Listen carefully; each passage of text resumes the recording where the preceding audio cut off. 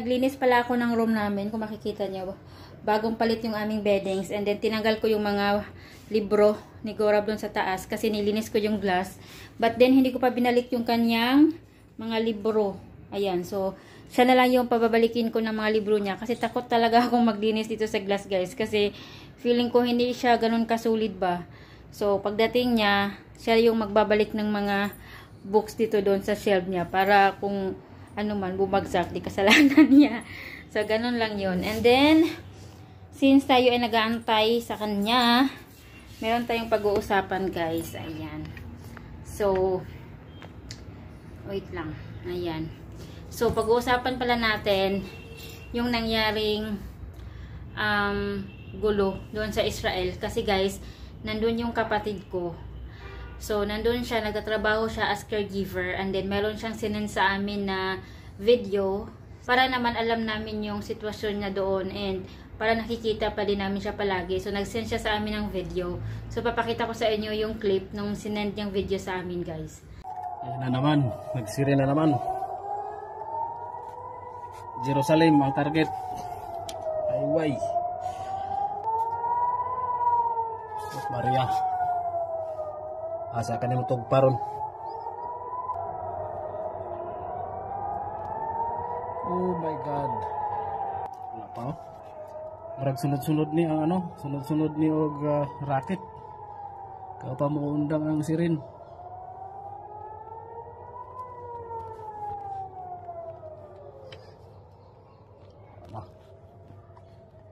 Boto ni ron. Kurog ni yuta ron. Oh, sulod ta.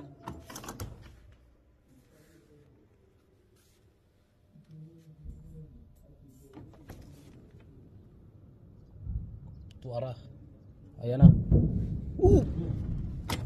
Boom. Why? Harbi. Too much. So yun, sobrang nagpapasalamat naman kami sa Lord dahil kahit papano medyo okay yung sitwasyon niya ngayon, and medyo malayo sila sa war zone, which is talagang malaking tulong sa amin para hindi kami masyadong mag-alala, especially sa mother namin. And ngayon, araw-araw namin siyang nabi-video call para alam namin ba kung okay yung sitwasyon niya doon, at kung hindi, ang tanging magagawa lang natin, guys, is to pray for them, and especially sa mga civilian na nadadamay sa kaguluhan, yung mga bata, 'di ba? But then hindi natin alam kung kailan matatapos yung giyera. And sa brother ko, supposed to be uuwi siya, guys, this coming December. Kasi nga ang tagal na niyang hindi nakauwi. Pero yung fear niya kasi, kung makauwi siya ng Pilipinas, baka hindi i-allow ba yung pabalik ng Israel. So, paano yung trabaho niya? Meron siyang estudyante, may college siya. So, kailangan niya ng trabaho din. And so far, medyo peaceful na yung kapaligiran nila ngayon. Parang wala na kaming naririnig na mga sirens kapag nag-video call kami. Sana matapos na yung gulo at maging back to normal na siya. Though hindi naman talaga sobrang normal kasi nga 'di ba ang daming damages na nangyari.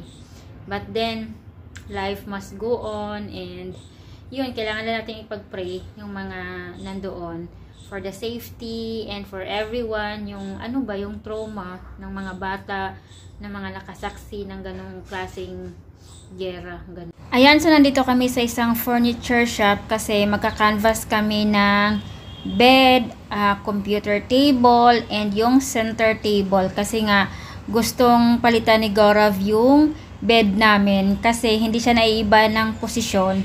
And then gusto niya yung headboard, medyo maliit lang siya kasi yung headboard ng room namin is very malaki. So hindi siya napapalit ng posisyon, at yun nga, kailangan niya ng computer table para makapag-concentrate siya sa trabaho, yung comfortable siya ba magtrabaho. At alam niyo ba, guys, dito sa city namin sa Hisar, sobrang dami kang mapagpipilian ng mga furniture shop kasi dito talaga makikita mo lahat ng kailangan mo sa bahay. Hindi mo na kailangan lumayo. So ito, nagpakita sila ng iba pang mga display ng mga bed or that. Pero hindi namin masyadong bet yung mga display dito. So, lumipat kami sa iba. Ayan. Ayan, so dito nga kami lumipat sa ibang shop. And dito kami na-satisfied, guys. Kasi, ang ganda ng display nila. At the same time, malinis. And yun, parang maliwalas tingnan yung shop nila. And then, wala kaming napili actually na bed, center table, and computer table na display sa kanila. Kasi, yun nga, matataas yung headboard. So, nagpa-customize lang si Gaurav sa kung anong gusto niyang, design, style ng mga furniture. So, yan. फिर वो जो मैं सनमाइका बोल रहा हूँ मेरे वाले टेबल पे वो तो लग गई